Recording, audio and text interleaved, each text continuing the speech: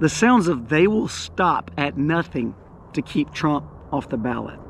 That is the words of several Democratic strategists. But there's one Democratic strategist that said the Democrats and Biden are making huge mistakes.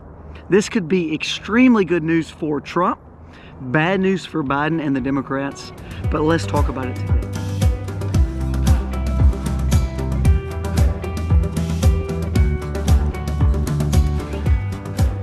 Hey guys, welcome to the Max. Thank you so much for being here. You can hear that I am hoarse. However, I have to get out and do chores, so I would love to share with you as well. So excuse the raspiness of my voice, and I hope that you're ready for this video. Now, this is encouraging for not only Trump supporters and Trump, but very bad news for Biden. We're gonna go over just 2 or 3 stories real quick. Again, I'm losing my voice, so I want to make sure I get these out before it fully goes away. But first, if you're new to the channel, please go down here, press subscribe, ring the bell, give us a thumbs up. It does help us stay in the algorithm when you comment and when you give us a thumbs up. That means the world to me, so thank you so much.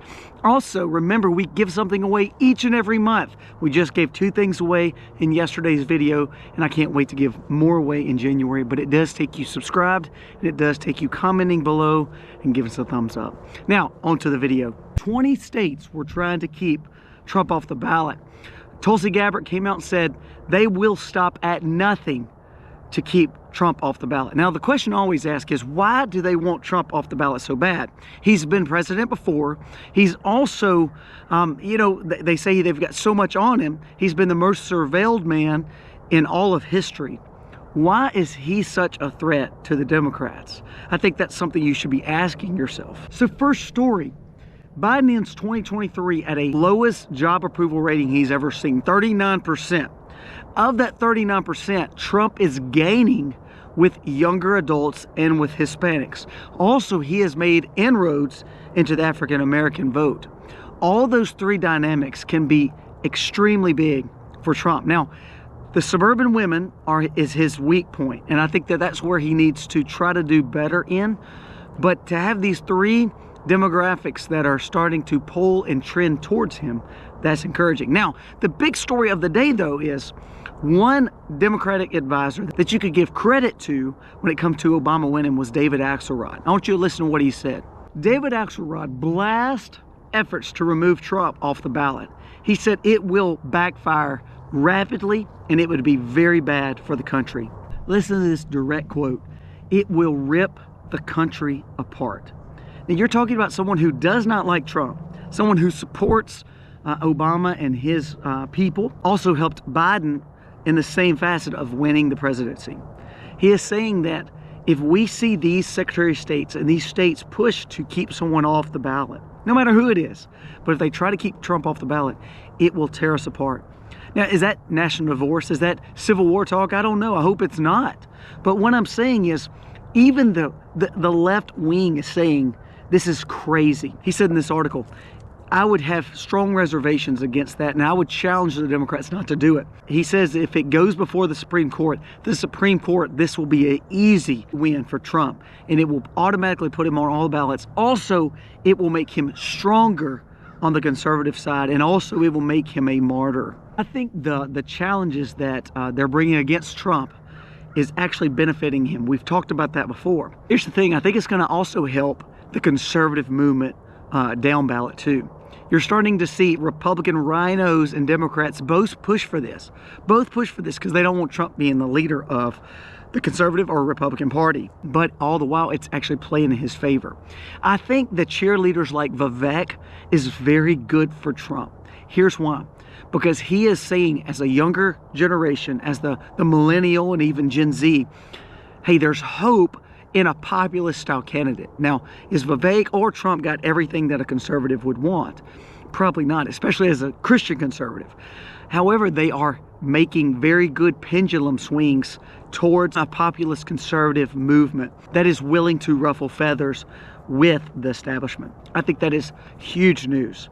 Now, 2 more stories that came out for Biden that is actually very detrimental to him and could benefit, again, Trump and the conservative movement to secure borders, close borders, and make sure that we are securing our nation. Biden administration caught and released more illegal immigrants than it would fill up 17 Yankee stadiums.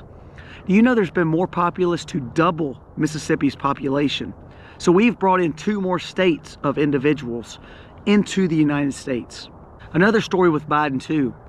It said that he had spent 37% of his last 2023 on vacation.